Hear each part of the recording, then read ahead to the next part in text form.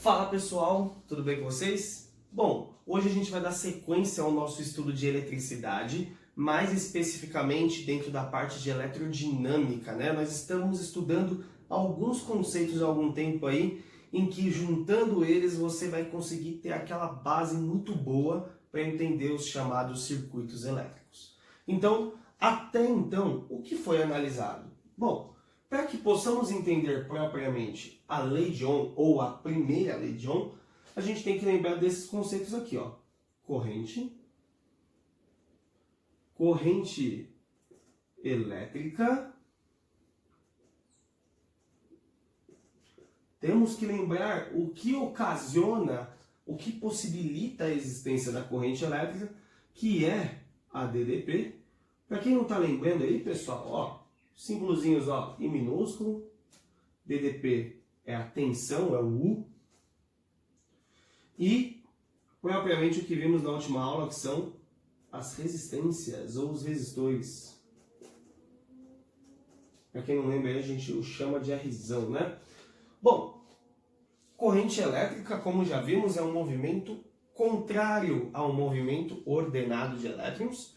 Então, se os elétrons eles conseguem se movimentar de forma ordenada, é porque entre os dois pontos desse fio condutor, desse material condutor, eu possibilitei a aplicação de um potencial elétrico. Ou seja, se em cada polo eu coloco um positivo e um negativo, eu consigo fazer com que os elétrons sejam atraídos pelo positivo, e isso gera um fluxo dos elétrons pelo fio. Portanto, a corrente, movimento contrário, vai sempre do positivo para o negativo, a corrente, através dessa energia fornecida aos elétrons, certo? E aí, de acordo com isso, estudamos bastante aí na última aula resistências, né? Sendo as resistências aparelhos, que são barreiras oferecidas à corrente elétrica, e essas barreiras fazem com que a energia tenha que, que a corrente tenha que gastar energia elétrica, gastar DDP, para que atravesse a resistência. De acordo com essa análise, a gente conseguiu pensar dentro de uma resolução de um exercício na equação de resistência. E essa equação de resistência tem um nome, ela é a primeira lei de Ohm.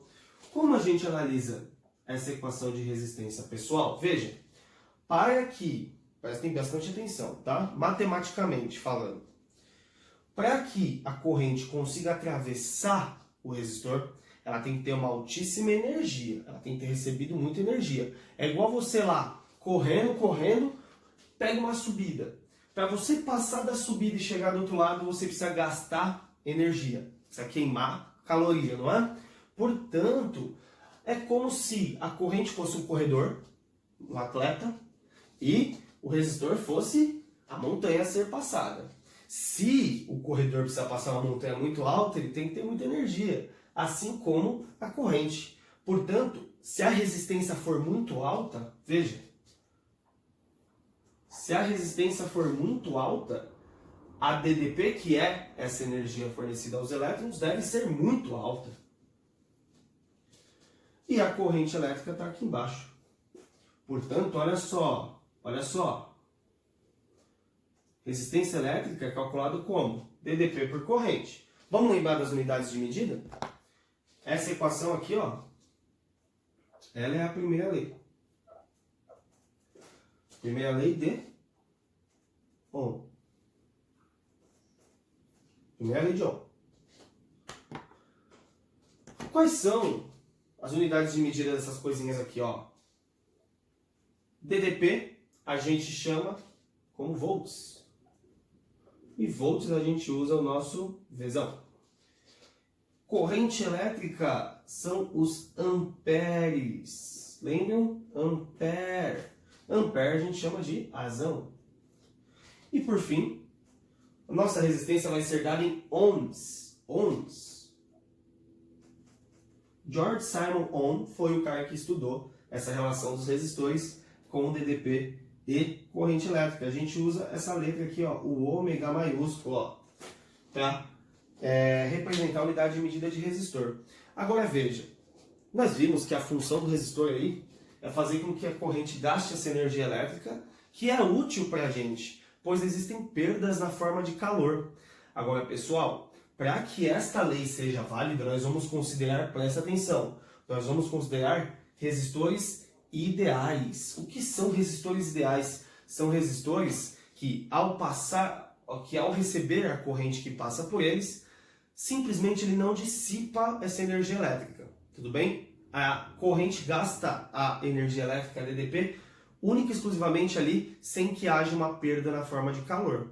Então, quando isso é verdade? Isso é verdade para alguns metais em algumas condições bem específicas, tá, galera? No mundo, na vida real, isso quase não acontece, mas de forma ideal, a gente pode pensar agora aqui num gráfico em relação a isso. Vamos raciocinar comigo como que a gente analisa um gráfico dessa equação?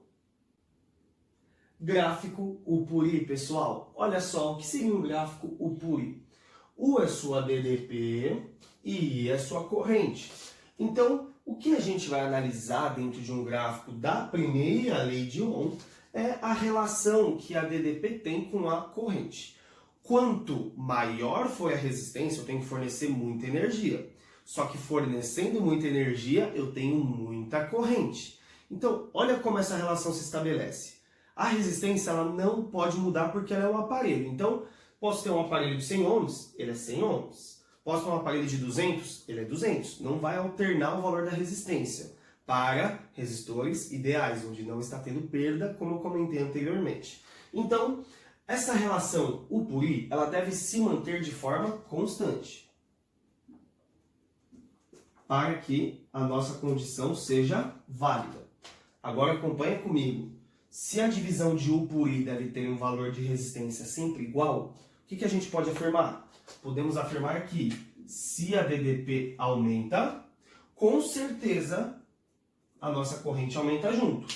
Matematicamente, para o resultado não mudar, se o número de cima aumenta, o de baixo tem que aumentar, porque aí eu vou balanceando. Tudo bem? Então veja, como é que eu tiro um exemplo disso para mostrar para vocês? Ó, primeiro, seu gráfico é de uma equação do primeiro grau, portanto ele é uma reta. Então eu vou desenhar aqui para vocês, ó, uma reta. Como que eu posso estabelecer essa relação de uma forma mais fácil de entender? Olha só, vamos supor um ponto aqui no gráfico, ó, vamos pegar esse pontinho.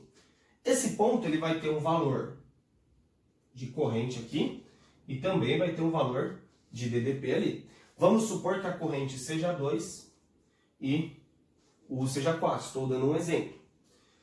Minha pergunta para vocês é, quanto vai ficar essa resistência? Vamos calcular?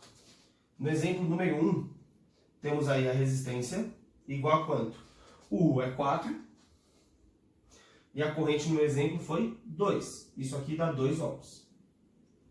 Agora no segundo exemplo, ó, de novo, DDP foi 4, peguei daqui, e 2, peguei daqui de corrente. 4 dividido por 2, 2.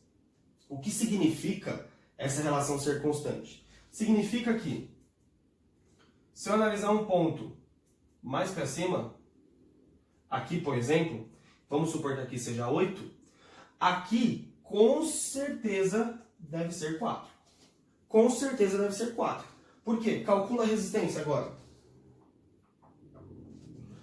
O U vale 8. O I vale 4. 8 por 4, 2. Veja, a resistência mudou? Não. Mesmo eu mudando os pontos, a resistência ficou no mesmo valor. Isso significa que isso aumentou junto com isso proporcionalmente e esse gráfico é uma reta. Se você fizer essa conta com 2 pontos e chegar no mesmo valor, você pode falar que esse resistor ele é ôhmico. Ele é ôhmico. Um resistor ôhmico obedece essa relação U por I de forma constante, pessoal. Tudo bem? Então, esses são os conceitos que eu queria trazer para vocês hoje. Espero que as ideias tenham ficado claras, tá legal? Eu sei que não é fácil, mas espero que tenha ficado claro. Agora, nesse momento, eu vou passar alguns exercícios para que vocês resolvam em casa, para que isso aqui fixe bastante na cabeça de vocês, tá bom? Então, quais exercícios eu tenho que resolver, professor? Respondendo a sua pergunta, a lição de casa está dentro do módulo 3, a segunda aula do módulo 3, que estão nas páginas 36 e 37, exercícios 1 até 4.